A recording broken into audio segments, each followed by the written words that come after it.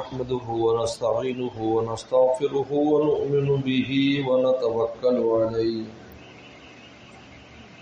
ونعوذ بالله من شرور أنفسنا ومن سيئات أعمالنا من يهده الله فلا مضل له ومن يضلل فلا هادي له ونشهد أن لا إله إلا الله وحده لا شريك له ونشهد أن سيدنا وسندنا وحبيبنا وشفيعنا ومولانا محمدا عبده ورسوله صلى الله تعالى عليه وعلى آله وأصحابه وبارك وسلم. أما بعد فأعوذ بالله من الشيطان الرجيم. بسم الله الرحمن الرحيم. الذين آمنوا وكانوا يتقون. وقال تعالى وما خلقت الجن والإنس إلا ليعبدون. وقال النبي صلى الله عليه وسلم قال الله تعالى الصوم لي وأنا أجزي به وكما قال عليه الصلاة والسلام صدق اللہ وصدق رسولہ النبی الکریم. میرے محترم بزرگ اور دوستو، اللہ تعالیٰ نے انسان کو دنیا میں اپنی ولایت اور دوستی حاصل کرنے کے لیے بھیجا ہے.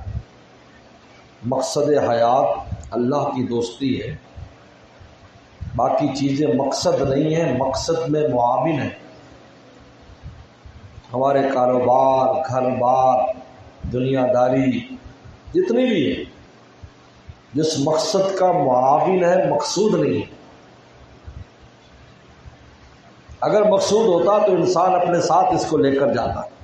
دیکھیں، آپ دوسرے ملک میں جاتے ہیں، آپ کا مقصود پیسہ کمانا ہے. چنانچہ جب آپ اپنے وطن واپس آتے ہیں تو پیسہ لے کر آتے ہیں. اگر آپ کے پاس پیسہ نہ ہو تو لوگ کہتے ہیں تم نے اپنا وقت ضائع کیا ہے، کیونکہ آپ گئے اس کے لیے تھے. ایک طالب علم جاتا ہے دوسرے ملک میں ڈاکٹر بننے کے لیے، انجینئر بننے کے لیے، کوئی ڈگری حاصل کرنے کے لیے. جب 4-5 سال کے بعد آتا ہے تو اس کے ہاتھ میں ڈگری ہوتی ہے، اور ڈگری لانے سے اس کو کوئی نہیں روک سکتا. کیوں؟ اس لیے کہ وہ گیا اس مقصد کے لیے تھا، اور وہ اس مقصد کو لے کر ساتھ آ رہا ہے. حالانکہ وہاں پر وہ کہیں رہتا بھی ہوگا، کھاتا پیتا بھی ہوگا، اس کے برتن بھی ہوں گے، بستر بھی ہوگا، سب کچھ ہوگا. لیکن ہم ایئرپورٹ پر جب جاتے ہیں تو ہم دیکھتے ہیں 1-2 بیگ ہیں اور اس کے ہاتھ میں ڈگری ہے، جس کی وجہ سے پورا قبیلہ اور والدین فخر کر رہے ہیں. وہ سارا سامان وہی چھوڑ آیا. بھائی، تم وہ کمرہ اپنے ساتھ نہیں لایا، وہ اپنے سامان اپنے ساتھ نہیں لایا، وہ فریج اور بیڈ اپنے ساتھ نہیں لایا. کہا کہ حضرت میں اس کے لیے نہیں گیا تھا، میں اس ڈگری کے لیے گیا تھا. یہ جو کاغذ کی ڈگری ہے یہ میرے پاس ہے. مزدور اور کمانے والا کہے گا یہ جو میرے جیب میں ڈالر ہے اور پاؤنڈ ہے، میں اس کے لیے گیا تھا، وہ میں اپنے ساتھ لے کر آیا ہوں. اب میں یہاں پر ہر چیز خود بنا لوں گا. میرے دوستو، اگر یہ چیزیں مقصود حیات ہوتی تو قبر میں ہمارے ساتھ جاتی. ہماری قبروں میں اس کا انتظام کیا جاتا کہ جناب اس کے مال و اسباب، اس کی دکان، اس کی فیکٹری، اس کی گاڑی کو سب کو قبر میں رکھ دو.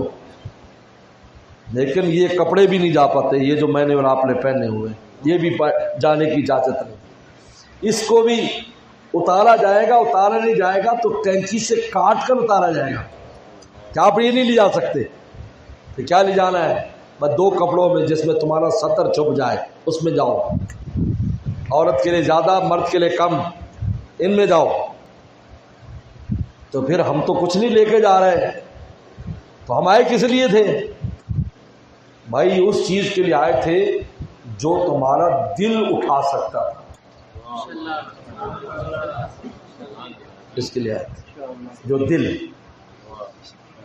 دل میں جو چیز لے کے جانی تھی نا، جس کے لیے ہم آئے تھے. اور اتنا بڑا دل حدیث شریف میں آتا ہے لا یسرضی ولا سمائی، زمین آسمان کی گنجائشیں میری تجلی کو اور میرے نور کو برداشت نہیں کر سکتی، ولیکن یسعنی قلب امرئ مومن، لیکن مومن کا دل میرے نور کو برداشت کر لیتا ہے۔ یعنی اتنا بڑا ایک تمہیں چیز ہم نے دی تھی،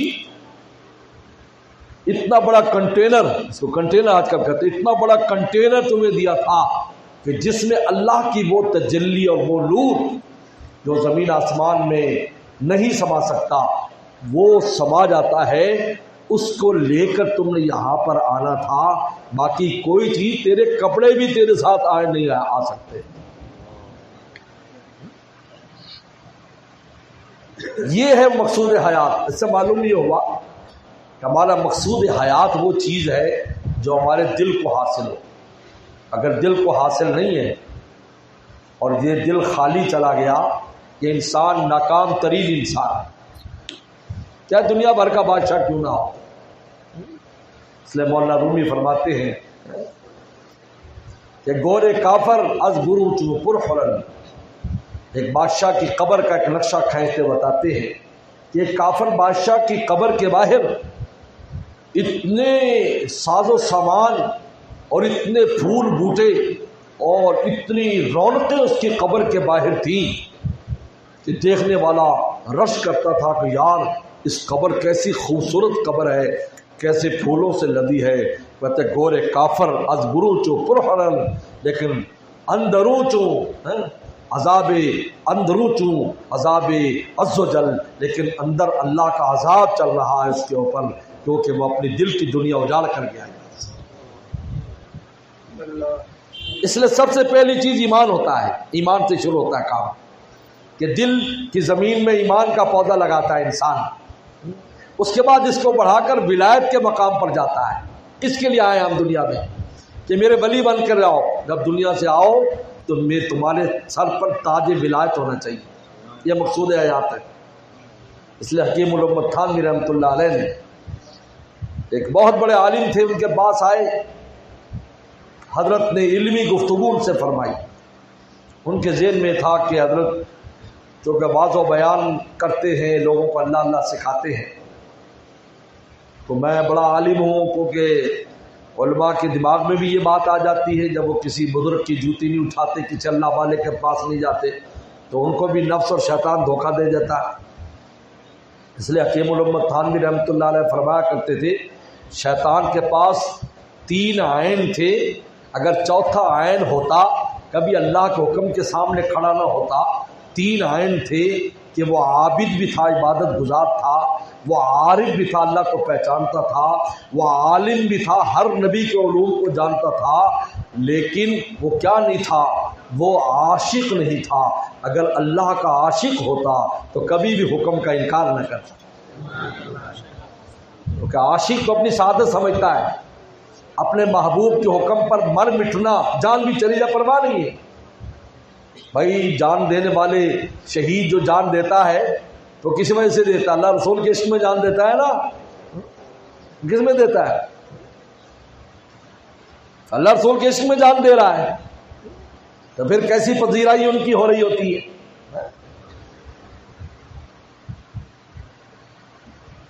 جان کی پرواہ بھی نہیں کرتا عاشق، چاہے کہ ایک حکم نہ مانے، سجدہ کرنے کا حکم نہیں مانا، کیونکہ عاشق نہیں تھا اللہ تعالیٰ کا۔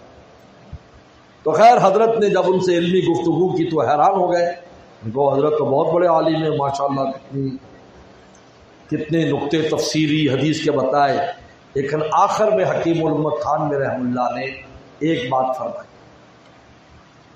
فرمایا مولانا صاحب قبر میں جاتے ہی دل دیکھا جائے گا کہ دل میں ہم کتنے ہیں۔ سب کوئی چیز ساری چیزیں بات کی، ساری چیزیں بات ہے، یہ حساب کتاب بعد میں ہوگا، بعد میں جمع تفریق ہے، کتنی نمازیں، کتنے روزے، کتنا کیا، بعد میں یہ دیکھیں گے کہ دل میں ہم کتنے، ہماری کتنی محبت یہ لے کر آیا ہے، اسی پر فیصلے ہو جائیں، ضرور فیصلے۔ چاچے یہی وجہ ہے کہ حدیث شریف جو حدیث آتی ہے، مشکات کی حدیث ہے، کہ سوال پوچھا جاتا ہے کہ تیرا رب کون ہے، تیرا دین کیا ہے، اور محمد رسول اللہ صلی اللہ علیہ وسلم کے بارے میں کہ ان کے بارے میں تو کیا کہتا ہے؟ جو عاشق ہوگا مومن ہوگا سب بتا دے گا، صحیح بتا دے گا۔ تو فرشتے کیا کہیں گے؟ انا لنعلم، ہمیں پہلے سے پتا تھا۔ پہلے کس نے بتایا اس کو؟ رب نے بتایا، کیونکہ جاتی دل دیکھ لیا نا، پہلے بتا دیا انا لنعلم، وہ کہتا ہمیں پتا ہے، پہلے سے پتا ہے۔ بھائی سوال تم اب کر رہے ہو تو تمہیں پہلے کیسے پتا چل گیا؟ رب تعالیٰ نے بتا دیا، میاں جس کے پاس جا رہے ہو ہمارا یار ہے، خیال سے سوال جواب کرو۔ انا لنعلم انک لمک، ہمیں پہلے پتا تھا تو یقین والا بندہ ہے، تو ایمان والا بندہ ہے۔ یصل فی قبرہ، اس کی قبر میں وسیع کر دیا جائے گا جہاں تک اس کی نظر جائے گی۔ اور ایک انسان کی نظر، علم طبیعیات والے جن کو علم سائنس کہتے ہیں، علم طبیعیات والے کہتے ہیں ایک آدمی کی نظر، صحت مند آدمی کی نظر 100 میل تک جاتی ہے، اگر درمیان میں رکاوٹیں نہ ہو 100 میل تک دیکھے گا۔ اور یہ کبھی آپ جہاز میں تجربہ کر لو، اگر آپ کی نظر اچھی ہو تو جہاز زیادہ اونچائی پر نہ ہو تو آپ دیکھیں کوئی ایسا شہر اور بعد میں دیکھیں جس شہر سے گزر رہے تھے اس کا فاصلہ 100 سال 100 میل پر آپ کی نظر کام کرے گی، یعنی اتنی اس کے لیے وسیع کر دی جاتی قبر، ہر طرف 100 میل تک۔ بتاؤ کتنی بڑی قبر ہو جاتی۔ یصلہ فی قبری۔ تو میرے دوستو، اللہ تعالیٰ اپنی ولایت اور دوستی کے لیے ہمیں یہاں پر بھیجا ہے۔ اس لیے عبداللہ ابن عباس رضی اللہ عنہ فرماتے تھے وما خلقت الجن والانس الا لیعبدون، کی تفسیر فرماتے تھے کہ ہم نے جن و انس کو پیدا کیا ہے لیعبدون، لیعرفون، اپنی معرفت کے لیے، کہ دنیا میں جا کر ہمیں پہچانو، ہمیں پہچانو ہم کون ہیں۔ تمہاری زندگی کا ایک لمحہ ایسا نہ ہو کہ تم ہمیں بھولو، ہر لمحے ہم تمہیں یاد رہیں، قدم قدم پر آپ ایسے محسوس کرتے رہو قدم قدم پر کہ میرا مولا میرے ساتھ ہے، ہمارے بغیر ایک قدم تم نہ اٹھا سکو، ایسا تمہارا دل ہمارے ساتھ چپک جائے، ایسا چپک جائے، تب آپ سمجھیں کہ آپ ایک مقصد کو حاصل کر لیا۔ یہی وجہ ہے جتنے بھی نیک انسان بھی ہوں گے آخرت میں جانے کے بعد پچھتائیں گے، یار میں اور نیکی کر لیتا، میں اور نیکی کر لیتا، لیکن ایک طبقہ نہیں پچھتائے گا، اللہ کے ولیوں کا، کیونکہ قرآن نے کہہ دیا الا ان اولیاء اللہ، کہ جو اللہ کے ولی ہے لا خوف علیہم ولا هم یحزنون، نہ ان کو آئندہ کا کوئی خوف ہوگا نہ پیچھے کا غم ہوگا کہ یار یہ کمی ہم چھوڑ کر آ گئے، اس لیے کہ انہوں نے وہ منزل پالی جو مقصود ہے جاتی۔ ورنہ ہر آدمی کے دل میں ہوگا میں اتنا کر لیتا، میں آگے کر لیتا، میں اور نیکی کر لیتا، میں اور ذکر کر لیتا، میں اور تلاوت کر لیتا، لیکن جب ولایت کے مقام کو پا لیتا ہے، اللہ کی دوستی حاصل ہو جاتی ہے، اور دوستی دل کے ساتھ ہے، یعنی یہ دل اس سے چپک جاتا ہے۔ یہ ساتھ ہونا ضروری تھوڑی ہے، دیکھو آپ کی کسی سے گہری دوستی ہو ہر وقت آپ کے ساتھ تھوڑی ہوتا ہے، لیکن کیا ہوتا ہے آپ دل اس کو دے لیتے ہیں، ہر وقت اس یاد ہے، ہم وقت آپ کو یاد آ رہا ہے، جب آپ کو فرصت ملتی ہے آپ اس کو فون ملانے اور کال کرنے کی کوشش کرتے ہیں، اس سے گپ شپ کی کوشش کرتے ہیں، اس سے ملنے کی کوشش کرتے ہیں۔ بالکل اسی طرح جب انسان کو مولا سے دوستی ہو جاتی ہے تو جو ہی اس کا وقت فارغ ہوتا ہے وہ اس کے ذکر میں مشغول ہو جاتا ہے، یا اس کی فکر میں مشغول ہو جاتا ہے، یا اس کی کتاب میں مشغول ہو جاتا ہے، یا اس کے کام میں مشغول ہو جاتا ہے۔ جو ہی ٹائم ملتا ہے اللہ میں ضرورت کے تحت دنیاوی کاموں کے اندر تھا، اب مجھے جو ہی ٹائم ملا تیری یاد مجھے ستاتی ہے۔ اس لیے کہ اللہ والے کہتے تھے دنیا میں رہ کے بھی، جو دنیا میں رہتے بھی تھے کہ بازار سے گزرا ہوں خریدار نہیں، دنیا میں رہتا ہوں طلبگار نہیں، دنیا کے مشغلوں میں بھی وہ باخودار ہے۔ لوگ کہتے ہیں جی یہ کیسے ہوگا، ہم دنیا داری کریں اللہ نہ کریں؟ بھائی دنیا داری تو آپ نے ہاتھ سے کرنی ہے، اپنے دماغ سے کرنی ہے، اپنی آنکھ سے کرنی ہے، اپنی زبان سے کرنی ہے، لیکن دل کو دنیا میں تو نہ گھساؤ، یہ تو مولا کو دے دو تو دونوں کام چلتے رہیں گے، دل اپنا کام کرتا رہے گا اور آپ کا ہاتھ جیب میں پیسے ڈالتا رہے گا۔ اس میں کیا مشکل ہے کیوں بھائی؟ یہ مشکل ہے؟ ابھی آپ کی کسی ساتھ دوستی محبت ہے، پیار ہے، آپ کسی کا عاشق ہے، کوئی بندہ کسی کا عاشق ہو جائے کہ دنیا کام چھوڑ دیتا ہے، سارے کام کر رہا ہے، سارے کام کر رہا ہے، بلکہ زیادہ اچھا کرتا ہے، کیونکہ وہ کہتا ہے کہ بھائی انہوں نے شرط لگا دی کوٹھی بنائے گا تو شادی کروں گی، اب رات دن لگا ہوا کوٹھی بنانے کے لیے، تو اگر وہ بیکار ہو جاتا تو کوٹھی کہاں سے بناتا؟ بلکہ ایک واقعہ بھی لکھا ہے، ایک کتاب میں نے پڑھا، ایران کا ایک بادشاہ تھا، بہروز اس کا نام تھا، بہروز۔ اس کا بیٹا ذرا نالائق تھا، پڑھائی میں اس میں یعنی آداب شاہی سیکھتا نہیں تھا، کیونکہ بادشاہ لوگ بھی اپنے بچوں کو بڑی سخت تربیت کراتے تھے، یاد رکھو، ایسے تھوڑی بادشاہ بنا دیتے تھے، ان کی بڑی سخت تربیت ہوا کرتی تھی، ایسا نہیں ہے کہ ایسے ڈھیلا ملا کام۔ اس لیے حضرت تھانوی رحمۃ اللہ علیہ فرماتے تھے، ایمان والو تمہاری جو دنیا میں سخت ٹریننگ ہو رہی، روزے رکھوائے جا رہے ہیں اور تمہیں اللہ کے ولی بننے کے لیے مجاہدے کرائے جا رہے ہیں، کہا کہ اس لیے کہ تمہیں جنت میں بادشاہ بنانا ہے، اور بادشاہ جو ہے وہ ایسے تھوڑی بنا دیں گے، بادشاہوں کی ٹریننگ ہوتی ہے، اور تعلیق مقرر ہوتے تھے، چھانٹے مارا کرتے تھے باقاعدہ چھانٹے۔ ایک بار ہارون رشید کے بیٹے کو جو بعد میں اس کے بعد بادشاہ بنا، تقریباً 25 سال اس نے حکومت کی، اس کو 2 چھانٹے لگائے استاد نے، بعد میں استاد گھبرا گیا، یار بادشاہ کا بیٹا ہے، بادشاہ کا بیٹا، تو آ کر انہوں نے کہا گھر میں اس نے شکایت کی ہوگی، بادشاہ سلامت غصے ہو جائیں گے، تو ہارون رشید کے پاس آیا معذرت کے لیے، یار مجھے غصہ آ گیا تھا اس کی نالائقی پر، تو بادشاہ بہت ناراض ہوا، انہوں نے کہا میں نے اس لیے تھوڑی دیا ہے اس کو کہ آپ اس کو کچھ نہ کہیں، میں تو دیا اسی وجہ سے اس کی چمڑی اتار دو، کیونکہ اس کو مستقبل کا بادشاہ بننا ہے، آج مجاہدہ نہیں کرے گا تو کل کیا کام کرے گا۔ حکیم الامت تھانوی فرماتے ہیں ہمیں اللہ نے جنت میں بادشاہ بنانا ہے، بھائی ایک جنت اتنی بڑی ہوگی جس میں 7 زمین آسمان آ جائے تو بادشاہ نہیں ہوگا؟ آج تو چھوٹے سے ملک کا بادشاہ بھی بادشاہ کہلاتا ہے، اور وہ تو اتنا بڑا جس میں پوری دنیا کیا 7 گنا دنیا آ جائے، تو فرمایا تمہیں بادشاہ بنانا ہے، اس لیے تمہیں رگڑے دیے جا رہے ہیں دنیا میں،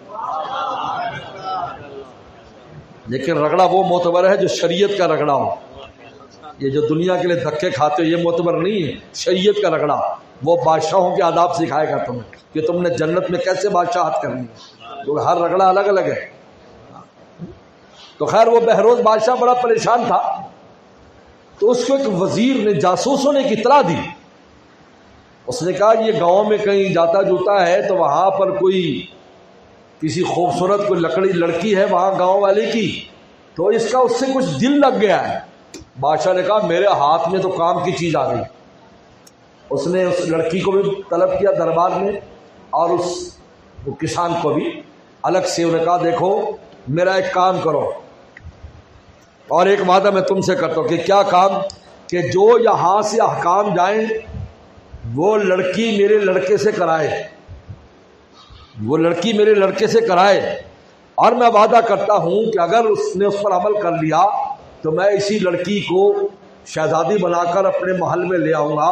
اب بادشاہ اس کو کہلاتا، اس کو پڑھا کرے، اگر تو دوستی کرنی تو پڑھ۔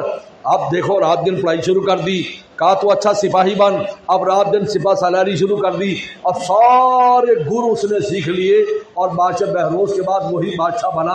اس کے بعد میں پتہ چلا میرے ابا نے یہ چال چلائی تھی کہ بھائی اس محبوبہ کے ذریعے مجھے سیدھا کر دیا۔